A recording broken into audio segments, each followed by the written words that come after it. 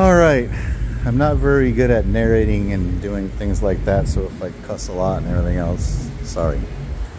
A lot of people are always wondering and think that I'm insane or suicidal for always going out on my snow wheeling trips alone. Well, there's a couple different reasons why I do that. Number one, I deal with people all week long, every single day, Monday through Friday.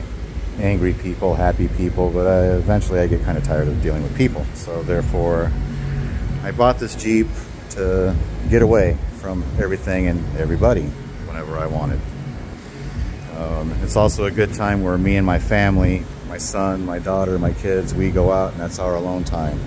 We don't have any interference, you know, no phone calls, no nothing. It's our time. You know, it's kind of hard to have our time when you're with a group of 10, 15 people or 4 or 5 rigs even, and everybody's loaded up and stuff like that. Also, I don't like clogging trails. I don't like traveling with a bunch of groups where 1 or 2, 3 of us get stuck and all of a sudden the trail's clogged up and then you're an inconvenience to other people that want to use said trail also. You know, a group of 2, maybe 3 rigs is fine. Anything more than that, I don't like it. So anyway, here we are, back to our thing. Transfer case broke the other day. There's the crack in it. You can kind of see it. Ran out of fluid, busted something inside, and left me stranded on a mountain. Actually, it didn't leave me stranded. I screwed around with it because I am slightly mechanically inclined as I own a repair shop. So every once in a while, I can actually fix things on the trail, and I managed to get it into too high, and that got me off the mountain, and that's all I was worried about. I didn't screw around. Well, I mean, I did a little bit, but basically I took off and raced off right off the mountain. I didn't, you know, do what I normally do and go plowing through big snow drifts or anything like that. Once it broke, I was done. Our trip kind of sucked. I was hoping to make it an all-nighter. So here we have our spot device. And I got to load some numbers in there, but it's all insured and everything. I have the insurance on it, so if I did get stuck, it's not going to cost me the $50,000 helicopter ride to save my crap if I roll off a mountain or something. Light switches and everything else. Winches, I added a new one. We have a front winch and a rear winch. Extra pair of pliers. Always carry lots of water. In here we have extra gauge, charging cords, a bunch of different things, nuts and bolts and hardware and fuses and different things like that. In the back here, nice thing, extra Rain-X. I don't actually have a windshield washer, so I just throw that on the windshield and flip the things on.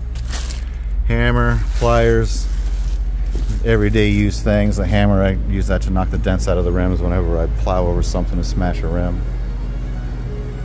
Over here on this side, let's see what we got over here. Pliers again, another hammer, dog leash, fire extinguisher. Always make sure you guys get your fire extinguishers checked. This one actually just got done today. It's been re-tagged. The date on it, it should have the date on there somewhere anyway. Oh yeah, it's right there, February 2023. So good fire extinguisher. Amplifier, rear power point, speakers and stuff. Shovel, never go home, leave home without it. Dry shaft, and there's a nice dry shaft. It's an extra one. Tom Woods dry shaft. There's the other 2 there, front and rear. Alright, so we got custom cut 35-inch cheap ass tires. Ain't worth the shit, but they get you where you want to go. Same thing with the front. The bead locks, they're just cheap bead locks, but they allow me to run 2.5, 3 pounds of air. Alright, so gear. Up there we got the high lift jack. I got tired of it smashing windows, so I put it up there. Rear winch, gas tank, always full of gas. RGB whips, I got those actually for the brake light effect more than anything. I think they're dumb as hell, but I got them anyway. Hose, air hose, 25-foot air hose. Here we got a CO2 tank. Now on top of the CO2 tank, I also carry in the back of my truck a nitrogen tank. So I have both CO2 and nitrogen. And people say, well, CO2 will freeze up and nitrogen don't. It's actually horse shit. They both freeze up. In the cold, it doesn't matter. One freezes up just as bad as the other one. Personally, I like this one because this one, there's no gauges. So when it freezes up, I still get air. And I don't have to worry about gauges getting ruined. The nitrogen tank, it's got gauges. Those gauges will freeze up and they will ruin a $300 set of gauges. So that's why I prefer to use the CO2. I do use the nitrogen more in the summertime. All right, with that being said, let's go to the recovery gear and let's go to the reason why I am so confident in going where I go. Shovel again and everything else. So for starters, tool kit, got the tool, got you a tire repair kit. I actually got 2 of these. There's another one floating around here somewhere. Lots of tools, even got a little scanner. It's kind of muddy, but it actually works, believe it or not. Pliers, wrenches, everything down below, worker gloves. These here in case you want to tie somebody up. Big old long zip ties. Actually, they come in very handy for all kinds of various things. More wrenches, tools, and everything else. Screwdrivers and everything. This all goes in the thing. So there's the tools. On top of the tools, we have just random shit like pins, chainsaw kit to repair the chainsaw. We have the cables. We have a power inverter right here. Let's see here, what else do we got? Let's go down a little bit. First aid kit. I just got the first aid kit. It's actually full. I don't think anything's even taken out of here. Stove. More zip ties. Extra air compressor in case we run out of CO2. Wire. Baling wire. You never know what you're going to have to tie up. Also, we got paracord. Lots of that.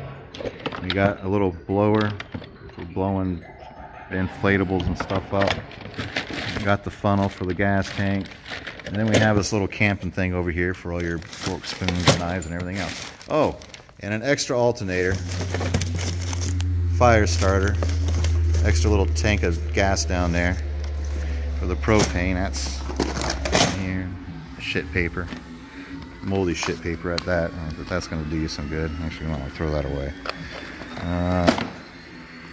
All right, this here was my main thing, 3 to 50 psi or whatever it is. I use it on the 3 psi scale. It is accurate. It matches the one inside the truck. They both go at 3 psi. When it says 3 psi, they're at 3 psi. However, this one's retired, as I now got a new one. This one here goes to 2 psi in graduals of 1/10. So I'm anxious to see how this one does the next time out. Jump box. Usually I carry 2. I carry a big giant one, then I carry this little tiny dinky thing. Oh, let's see here what else we got. Oh, here. Gas for the chainsaw. The chainsaw is actually over here somewhere, but we do have the chainsaw we always carry. Extra fluids, oil, different things, bar and chain oil, extreme clean, hand cleaner. So we got that, extra gas. Actually, I need to switch that up, so we got extra gas for that too. And then over here we got the recovery equipment. Now in the recovery equipment, we got soft shackles. We got a actual snatch ring that people say will overheat the rope, which is a crock of crap. I don't even know where people get that idea. Kinetic rope. I always got to have the kinetic rope. That thing is actually pretty cool. It's like a giant rubber band. It's really fun pulling people out with. Extra cords for the winches. And here we got, let's see, what do we got here? Oh, we have more soft shackles. So I have like 4 or 6 soft shackles. Snatch blocks. We got 2 snatch blocks. Another tow rope. Another hard shackle. More winch cable for the winches. A little paracord in case you want to parachute off a mountain. Smitty belt. There's the other. Let me put that over there. So that's the other tire repair kit. And then here's the extra winch cable on top of all that. And then you got the rear winch. Now, if I did get stuck and I did get stranded on top of all that, we got food. We got all of this food in here, and we got other crap, and don't forget your fucking mustard. And even got a little hairy soap in case we get really fucking stranded. We got to fucking bathe out there for a couple months or whatever we get stuck at. Hydrogen peroxide. Something else, one of my favorite things I've never got to use yet is this. It's a filtered water cup. So if I get out there, I actually run out of water, I can use this and filter it and still be able to drink. Oh, look at that. 2 first aid kits. There's the other one. There's the pan, salt and pepper. And over here, we got some more shit. Some of this might actually be bad. I'm gonna have to go through this. And then we got more everything. 5-year-old Gatorade ain't never drank yet. Still in there. Plastic forks and spoons. Fuck tape. Hot cocoa down in there somewhere. So basically that's it. And all of this stuff, believe it or not, fits in the back of that Jeep. And the chainsaw. I do have a chainsaw over here. Chainsaw always gets carried with me. And this chainsaw, you can go on Amazon, you can buy a box of 3 chains, so I always have extra chains with the chainsaw. And that's kept in there also. And then I have one more red container of miscellaneous food and stuff at the house that I keep. And then we also keep food in the thing when we're out traveling, we'll have fresher food. So for all of those that want to know how it is or why it is that I always travel alone, well, that's why. I wouldn't recommend it to anybody. Personally, I would prefer that most people do travel together, because most of the people that travel alone, I have to pull out when they get stuck. But anyway, there you go. You guys kind of got the rundown of the equipment I carry in this piece of shit.